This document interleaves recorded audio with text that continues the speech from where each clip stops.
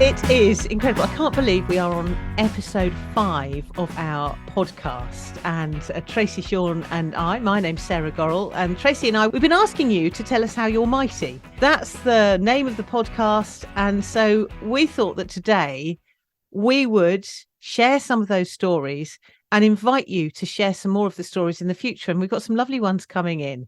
But Tracy, can I share it? So I've interviewed a lot of people through the BBC.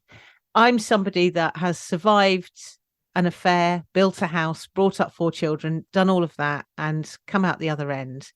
But I don't want to share that story. I want to talk about somebody that I interviewed in the BBC.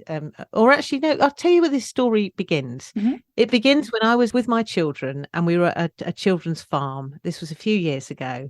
And I sat on a bench. And on that bench, it said, "In memory of Georgia." And I looked at the dates on that bench and I saw that Georgia had died on Boxing Day and she would have been 3 years old at the time. And so I thought, you know what, I'm going to try and find out a bit more about this. I was intrigued because at the time I was watching my 3-year-old son play on the roundabout where that bench was. So I got in touch with her mum because I thought this is a story that needs to be shared. And she told me the full story of Georgia's death. And they'd had a lovely Christmas. Georgia had been playing on the beach when suddenly she shouted that she had a terrible headache. Rushed to hospital. They were overseas and they said, "We're going to try and save her. We're going to try and save her." They left her on life support. She was flown back to England. This was all happening over Christmas. Beautiful, vibrant 3-year-old girl.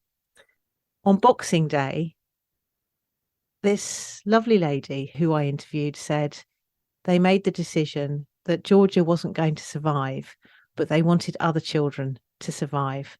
So they made the decision to donate Georgia's organs. Oh. So the day after, other children had been opening their Christmas presents and celebrating Christmas. Georgia was wheeled off to an operating theatre so that she could save other children's lives. This all happened about 10 years ago. And the last thing that her mum said to her as she went was, "You go, Georgia, you go and save some lives." And if that isn't a mighty story, then I don't know what is. And this lady, ever since, has campaigned relentlessly so that people join the organ donor register. She goes around schools. She promotes organ donation. She talks about her little girl, Georgia. If you Google Georgia's song, you'll see it all there. She released a song to try and the most beautiful, beautiful little girl who had a very short life, but has left a real legacy and whose donation will have saved many other children. And her amazing, brave mum who had, and I think still for her, she will never get over it. Her daughter will be a teenager now and she has to live with that. But if that isn't a mighty story, then what is? That's the worst thing I think that could is the possibly worst ever thing. happen to you. And isn't that? I mean, when life's hard for me, when I struggle with life, I think of Georgia. I mean, and I think of her mum, and I think of what they've achieved, and how you could just crumple under it all. But what does she do? She made a difference to other people. And she got on with it in the most devastating of circumstances. So that is mighty. Share one of yours, Tracy. That's incredibly. It's mic drop. I think we're over. Thank you. I mean, that is an amazing story. And talk about taking heartbreak. And that she had the presence of mind to be that generous and that forward thinking at a time that I just think you'd be blanked out from grief. It's just hard to imagine what a big heart that woman has. Not to try to turn it back to infidelity, but people ask, why do you keep doing the blog, or you've moved on, and it's because of mighty stories. It's because the comebacks, the resilience, and people helping each other, the community, keeps me doing it, because the stories are just absolutely amazing what people can bounce back from. I think when I went through my troubles, I also thought of people, who'd had it worse. I mean, I say it's not the Pain Olympics, but to have examples of people who take really terrible things and make something beautiful, make a beautiful life. I didn't interview this person. I did write about him on my blog once. I had this friend named Ed Murphy, and hopefully I'll be able to tell this story without choking up. when I first moved to DC in like 1990, we were literacy volunteers together at Academy of Hope. And somehow we had to teach algebra with Ed. Anyway, he was this real character. He was teaching because he had gotten a GED many years ago. He was from the Bronx. He was this Irish Catholic guy, and dropped out of school, joined the Marines, was in Vietnam, and got his GED, which is his high school equivalency, while he was in the Marine Corps. And he never forgot what it was like to be a high school dropout. So as a much older adult, he spent years volunteering and teaching people how to pass their GEDs. And that was how I met him. But when I was a young mom and I got divorced for the first time, I was in my 30s. I had a preschooler. He came over and changed my locks, and that, I hadn't seen him in years. And he's like, I never liked that guy. He's a creep. I'm going to change his locks. Change your locks. I think you should be safe. And as it turned out, Ed had been a chump. And as he's changing my locks, he's giving me this advice. And he's like, don't date again right now. You're kind of fucked up, and you're going to, he just calls it as he sees it. He goes, but you're going to be fine. You're going to be fine on the other side. And then he he took me dancing, not in a romantic way, but there's this place, Glen Echo, this big Art Deco ballroom, and they did swing dancing. It was hundreds of people. And he just lifted me out of my funk. And he was an incredibly good person. And I could tell Ed stories all day. I will tell one Ed story. And sadly, because Ed dies rather tragically, but he was a foster parent. And the other thing with Ed is he would never tell you all his good deeds. You would learn them as you met other people in his life, and you kind of start patching the Ed stories together. But he had been a foster parent of this kid, Ron, and Ed was a repairman, like a contractor, and he was fixing up this slumlord building in DC. And he found this 14-year-old kid living there in a building that had no heat and no running water, and he had to use a bucket to relieve himself. And the slumlord was a foster parent who was collecting money to be a foster parent and essentially just warehousing this kid in this building. And Ed, being Ed, reported him to the authorities, and the kid got taken back into care. But then Ed couldn't stop thinking about this kid. So he called, and long story short, Ed wound up being his foster parent. Oh. And that kid had been, severely messed up and hadn't been to school for years. And he got Ron, his foster son, to pass his GED. And they would go to the Academy of Hope fundraisers, and Ron would talk about how he got his high school equivalency. And years later, I met Ron again at Ed's funeral, and that guy who could have just been completely lost to society was like a solid citizen, tax-paying citizen, worked on a crew for the city, had a city job, all because of Ed. He was just an extraordinary person and a very funny person. And he had also been a chump. His second wife ran off with her boss and the car mechanic. And Ed would go, I lost the best damn mechanic I ever had. So when I was going through it, I thought of my friend Ed. I mean, just how he faced things with humor and how he took a lot of tragedy in his life, and he just was like determined to not let it get him down and to keep giving back. And he would say he was religious, but in a very like not institutional church way. He's like, well, God put him on my path for a reason. That would be like, why'd you take in this kid you met in a abandoned building? Well, God put him on my path for a reason. He was just a really talk about mighty. I try to measure up to that degree of goodness. Interesting, because I'm thinking, as you're saying all this, I'm thinking of our conversation last week with Andrew G. Marshall, who talked a lot about how people behave in a certain way because of things that have happened to them, and things that have happened to them that they're acting out because of their childhood or their experience. So almost as if they lose control of their behavior because they have been so badly treated in the past. But on the other side of that, there are so many people that have the most devastating things happen to them, and they don't use it as an excuse to leave their own trail of devastation.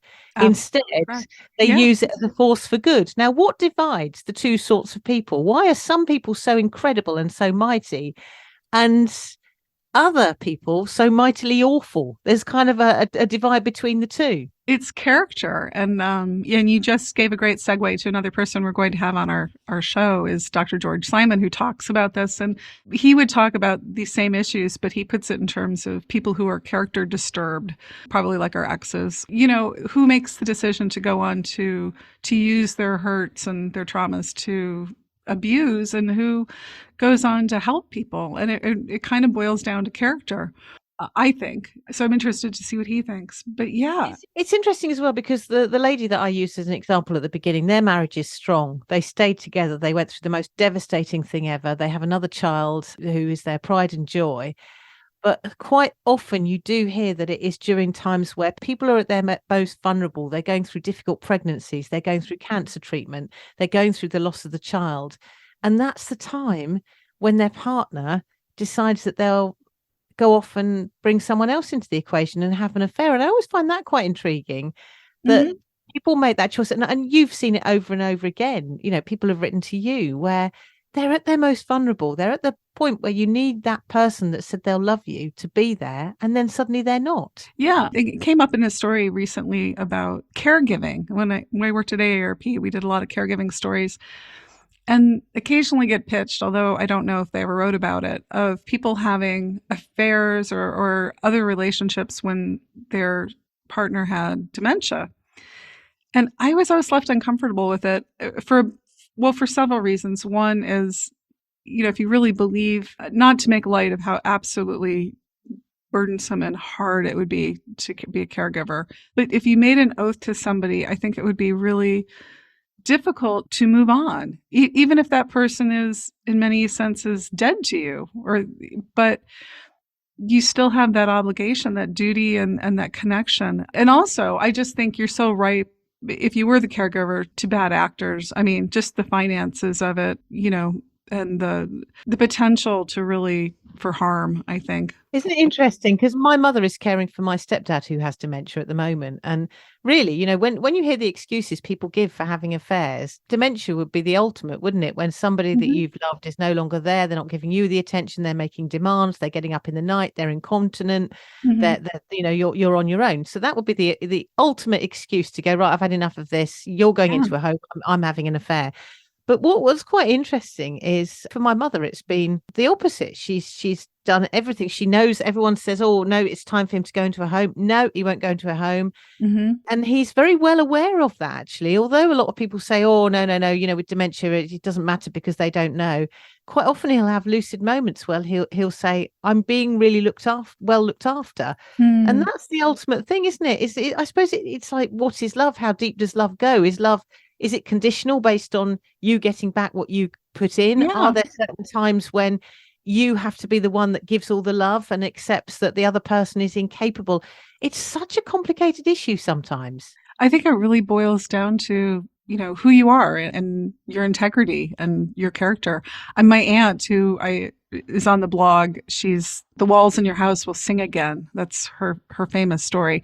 She left a cheater 45 years ago and remarried her high school sweetheart, who was also chumped, Matt. And he passed away this year of dementia.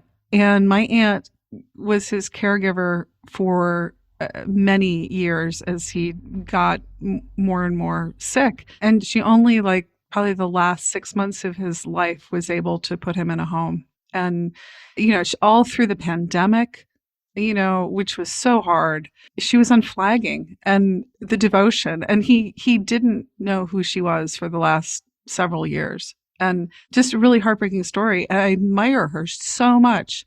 And getting to mighty stories, she's a mighty story. But isn't it good to have these kind of examples in our life? I mean, the more you told that story about Georgia, now, thousands of people can be inspired by it. It's good to have that out. It's a counterbalance to all the, my foo issues made me hurt you kind of nonsense out there. Excuses for bad behavior and excuses for harm. To go, no, there are people who rise above it. And I'm not saying everybody has to be a hero, right? I'm sure there's some people who may be going through some stuff or listening to this and think, oh my God, I don't want to have to donate my organs or be a literacy volunteer or, whatever we're citing here. But to just not be a worse human being for the experience you went through. It's true. It's just the different ways. And I was thinking about Georgia when he was talking last week about, oh, well, people have had terrible things happen and people have done this and that. And that's the whole thing, isn't it? I sometimes think as well that when you've had pain inflicted on you, so when I was saying to Andrew last week, my husband inflicted pain on me, and the excuse would have been that it had been done to him as a child. His father had had an affair. So that made it all right because obviously he hadn't had that background himself to model good behavior. But surely when you've had bad behavior modeled to you, when you've grown up in a family which maybe has left you a little scarred, then isn't that even more reason to behave differently? Does your past justify how you behave in the future? Is there ever justification for behaving badly? I think no. Whatever's happened to you, there's no justification. It doesn't matter what's happened to you in the past. It doesn't excuse behaving badly in the future. I completely agree. Do you have any other mighty people that come to mind who've been an inspiration when you went through your hard times? Dorrit, Doris. I think Dorrit she's called, and she's one of the oldest survivors of the Holocaust. And I've spoken to her on a number of occasions, and she's talked to me about remembering as a small child being spat at in the streets Oh my God. of people that she'd played with suddenly turning on her and hurling abuse at her, and everything being taken away. Just suddenly these people that she thought that they were her friends, they were her neighbors, suddenly they weren't. And she's just incredible telling that story.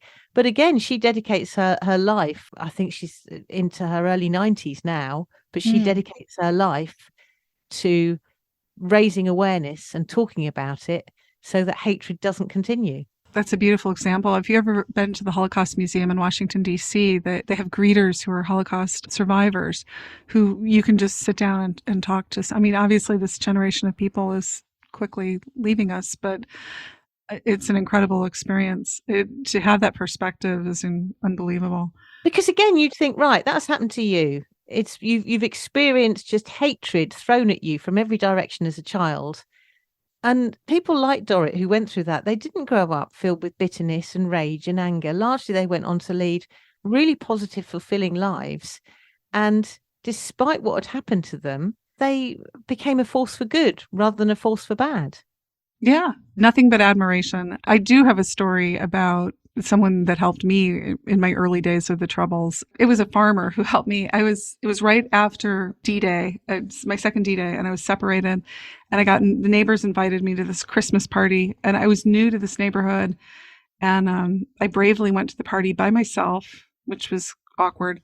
But I was talking to the host's elderly father, and he just started telling me about his life. He had no idea who I was or what I was going through. And he had been a farmer in Nebraska, and he was from a long line of farmers, and he tried farming, and every year a hailstorm would come and wipe out his crops. And, he was an older man. I don't know if they had farm insurance. I don't know. But it just got to the point where he's like, I am not cut out for farming. And he didn't know what to do. And he had a small family. He was, a young man. And a family friend gave him a job at Merrill Lynch. And I think and not in as a stockbroker. I mean, some kind of admin clerk job. And he worked his way up to be a stockbroker. And then he was really good at it. And he became a stockbroker, and he did really well in life. And, his children now live in this fancy house and are having Christmas parties, and he's invited. And he's telling me this story, but when he was telling me about the hailstorms, he just looked at me very penetratingly and said, some things are hard blessings. And I love that term. It's like a hard blessing. He's like, being destroyed, having the farm, wiped out from a natural disaster, having your crops ravaged year after year. It's a hard blessing, but it turned him on this other path. And it seems probably very pat when you're at the end of your life and you can see that trajectory. It's very different when you're terrified and you're going through it and you're like, will I ever make it as a stockbroker? Or will I ever have another job? I have to give up my whole identity as a farmer, or I got to move somewhere. But I just thought, God, it's a really great way to look at it. is a hard blessing. I agree with you, because the best thing that ever happened to me was my husband going. I dread to think what life would be like now had he not. And actually, the walls of your house will sing again. It reminds me of something that happened last night, which was actually annoying at the time, but quite joyful, really. It was quite late at night. My daughter and I had both gone to sleep, and then suddenly we hear this tuneless singing going on. And it was my 15-year-old son, and he was just singing at the top of his voice. And there Aw. was all kinds. I then heard a very angered teenage girl going, "Will you shut up? You've woken me up. You're getting on my nerves." But for me, every time I hear things like that, I think, because one of your big fears, and it keeps a lot of people with cheaters, is what will happen to the children? How will the children be affected? Will they be affected forevermore? Will they then go on to have affairs? No, they will be singing tunelessly in the middle of the night and annoying other people and very happy with life. That is my message. Your walls literally were singing or reverberating with tuneless Now, I'm sound. not quite sure that I would consider it to be singing, but it was a kind of an attempt at singing. Oh, he's like good for him. I mean, he has no inhibitions, right? He's a teenager. Yeah, He's happy. It comes out. I just had my son here for the 4th of July holiday with his girlfriend. He's such a nice young man. I mean, when I see him, I'm like, you turned out really well. I'm really proud of you. I tell him that, but there's a lot of there's a lot of shaming of single mothers and single parents, and your kid's gonna wind up on crack and they're gonna be terrible, and they need both parents in a traditional nuclear family. And no, you don't. That hasn't been my experience. And I don't know what the recent census was, but a lot of families out there are headed by single parents. It's okay. Some of them grow up to be presidents in the United States. We've had 2. That's where we're going next with this. So we want to hear how you're mighty. The next few of our podcasts will not focus on the dysfunction and the misery that affairs cause, but they will focus on how you get out the other side, the people who've triumphed over the most difficult time in your lives. You've had a number of people get in touch, haven't you? I mean, you've heard these over and over again, haven't you, Tracy? Yeah. Well, no, I'm thrilled that people are willing to get out there and tell their stories, because we need more positive chump representation in the world. 2 people who are going to talk to us next we have Allison. She also is a mother of 4 children, and she had her D-Day when she was pregnant with twins, her 4th month of pregnancy. And she has a story to tell us about how she bounced back from that to today. Her kids are toddlers now, and she's doing well in her career. Yeah, inspiration. And then the other person we have coming after that is Paul Doncaster, who is a Moth Radio Hour winner. And he told his D-Day story in front of a live studio audience, and his ex-wife and her affair partner showed up. So that's mighty. He's going to tell us his story. And if more mighty people want to come and tell us their stories about how they overcame hard things and got to the other side, we're at chumplady.com/mighty.